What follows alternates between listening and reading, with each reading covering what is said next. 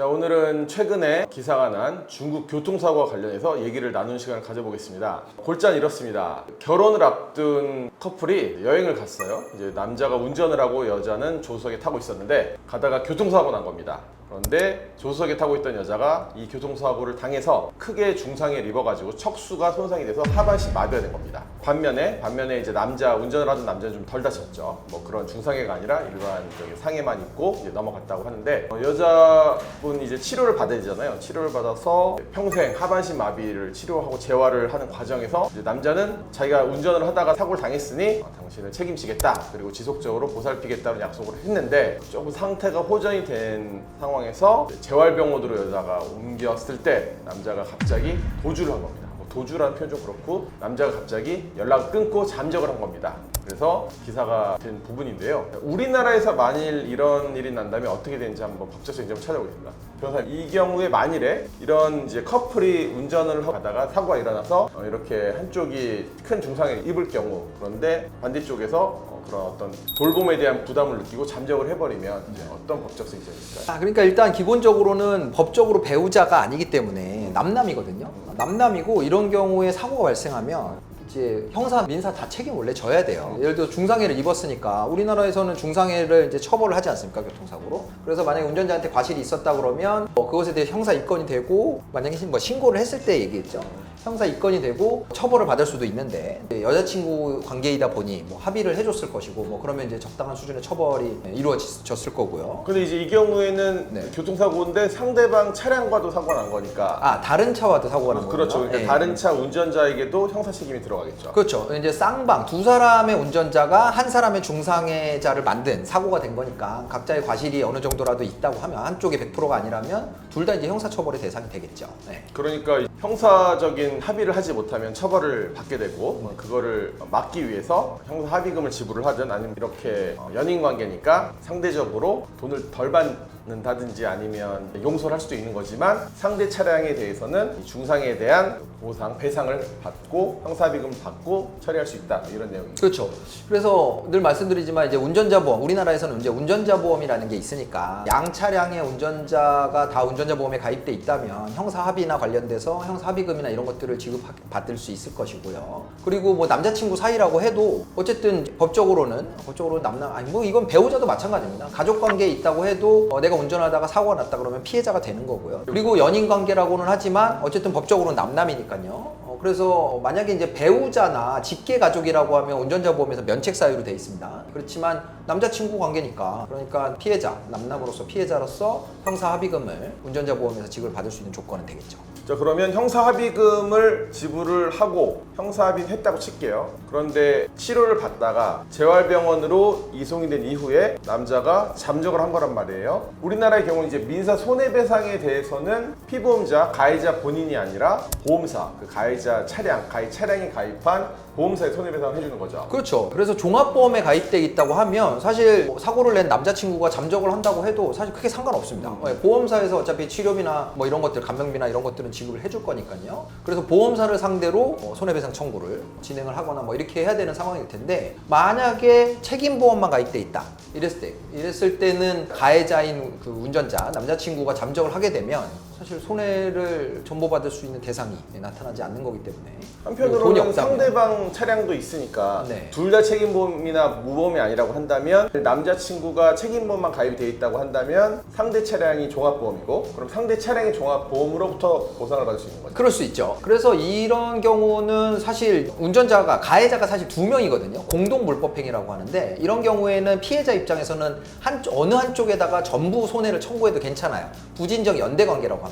연대 책임을 지게도 돼 있어요. 그러니까 남자친구가 잠적을 했다 해도 상대 차량 운전자가 종합보험에 가입돼 있다고 하면, 그러면 그 종합보험사나 아니면 상대 차량 운전자에게 내 손의 전부를 달라, 이렇게 법적으로 요구를 할 수가 있죠. 그러니까 잠적을 할 경우에 문제가 되는 경우는 남자친구 차량과 상대방 차량 모두 책임보험인데 책임보험이나 무보험인데 잠적을 한 거죠. 배상을 해줘야 되는 당사자가. 그런데 우리나라의 경우는 종합보험에 한쪽이라도 가입이 되어 있으면 종합보험에서 위자료, 치료비, 일시소득 여러 가지 이제 손해배상, 민사적 손해배상을 다 해줄 것이기 때문에 어떤 재산적인 부분에서는 남자친구의 잠적은 크게 문제가 되진 않는다. 이제 이런 말씀이신 거죠. 그렇죠. 그리고 종합보험에 가입돼 있지 않고 양 차량 운전자 모두 책임보험만 가입돼 있다고 해도 상대 차량 운전자가 자력이 있다면 그 상대 차량 운전자에게 모든 손해배상 책임을 물을 수 있다. 그리고 그러면 이제 상대 차량 운전자는 억울하겠죠? 그럼 나중에 내가 일단 다 물어주고 이 남자친구에게 잠적한 남자를 찾아가지고 부상권을 행사할 수는 있는데 잠적을 했다니 그리고 뭐 돈이 없으니까 잠적을 했겠죠? 그러니까 아마 그런 부분에서는 이제 상대 차량 운전자가 모든 책임을 져야 되는 그런 억울함이 좀 생길 수는 있습니다. 그러니까 생각해보면 우리나라에서 일어났다고 하면 기사거리도 아닌 거예요. 그런데 중국에서는 이게 대서특필대가 뭐 대서특필인지 모르겠습니다만은 어쨌든 우리나라 신문에 보도가 되기까지 할 정도면 꽤 큰 기사였을 거 아니에요? 이게 화제를 일으켰다는 건 중국에는 어떤 그런 법적인 보호장치가 없는 것 같다라는 생각이 들고 그렇습니다. 도의적으로는 잠적한 남자 정말 밉고 뭐 그러겠지만 민사적으로는 크게 이제 문제가 되지는 않는다. 그러니까 이게 사실 남자친구라는 사람의 입장을 생각해 보면 뭐 여자친구가 자기로 인해서 뭐 장애를 안고 살아가게 되는데 마음이 뭐 편하긴 했겠습니까? 근데 경제적인 문제가 현실로 다가오다 보니까 도저히 본인이 감당을 할 수 없어서 도망을 치지 않았을까라는 생각이 드는데 유사한 사건 있지 않았나요? 예전에 우리가 제가 기억이 나는 사건은 여자친구 연인 사이였었는데 명절에 고향에 내려가다가 이 좀 끔찍한 사건이에요. 그러니까 트레일러에 있던 철판을 못 보고 이렇게 왼쪽으로 굽은 도로를 운행하던 중에 그 철판이 튀어나와 있는 걸 못 봐서 여자친구가 있던 보조석 쪽으로 그 철판을 받은 거예요.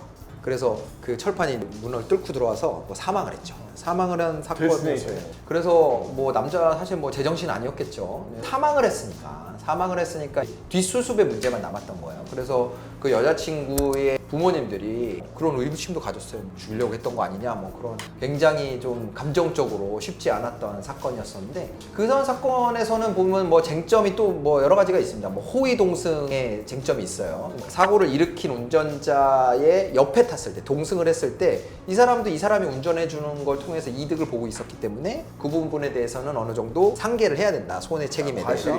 과실 상계 부분에서 책임을 좀 제한을 받기도 하고 뭐 그런 문제가 생기기도 하는데 어쨌든 제가 그 기억이 나는 그 사건은 사망을 했으니까 그런 돈 문제 때문에 그런 비정한 일이 발생하는 그런 거는 없었던 사건이었죠. 뭐 국장님도 기억이 나시는 게 있나요? 예전에 저희 변호사님하고 전 사무실에 있을 때 있던 사건인데 젊은 부부였어요. 아이는 없었고 공교롭게도 또 양측이 부모님도 안 계셨어요. 그리고 둘만 이 세상에 둘밖에 없는 부부였는데 두 분이 바이크 동호회에서 싱글 때 만난 거예요. 그래서 연애를 하다가 결혼을 했는데 남편분이 이 바이크를 타고 가다가 교통사고가 나서 뇌를 크게 다친 겁니다. 그래서 손상이 왔고 식물인간이 됐어요. 손해배상 사건을 했었는데 물론 형사합의도 다 하고 한 20억으로 기억합니다. 23억? 20억에서 25억 상위 정도의 큰 손해배상을 받았어요. 문제는 그 돈을 받는 것까지는 해결을 했는데 아까 말씀드렸듯이 둘밖에 없는 거예요. 둘밖에. 그러면 배우자는 그 23억이라는 돈은 그 배우자한테 간단 말이에요. 그 손해배상의 목적은 교통사고를 당한 남편을 평생 간병하고 돌봐라 라는 의미의 돈인데 여성분 나이가 30도 안 됐었거든요. 그러면 남은 여생이 남편분 뭐 몇십 년 동안 이 돈을 가지고 케어를 해야 되는데 좀 조금 뭐라 그럴까 그 아내분의 인생은 그렇죠. 가혹할 수 있고 또 혹자는 그런 얘기를 하죠. 자, 그 돈이 그렇게 쓰이겠느냐, 그게 가능한 얘기냐라는 문제도 있었죠. 그러니까 어쨌든 이런 교통사고에 있어서 아주 가까운 사이, 물론 이제 가족 사이면 말할 것도 없고요. 뭐 연인 사이에서 한쪽이 가해자가 되고 한쪽이 피해자가 됐을 때, 그리고 그 사고의 결과가 이렇게 중상해, 뭐 이제 후유 장애가 남는다던가, 뭐 식물인간 상태가 된다던가. 그러니까 언제까지 이 피해자를 케어를 해야 될지 막막한 상황에서 오는 그런 딜레마를 보면 그러면 정말 너무 비극적이라는 생각이 들긴 합니다. 그래서 이제 법적으로는 가족이라 하더라도 그 돈에 대한 용처를 제한하기 위하여 성년 후견제도, 특별대리인제도인가요? 그러니까 돈을 함부로 쓰지 못한 오로지 케어와 돌봄을 위해서만 간병과 케어와 돌봄을 위해서만 쓸 수 있도록 검사를 하는 제도는 있습니다.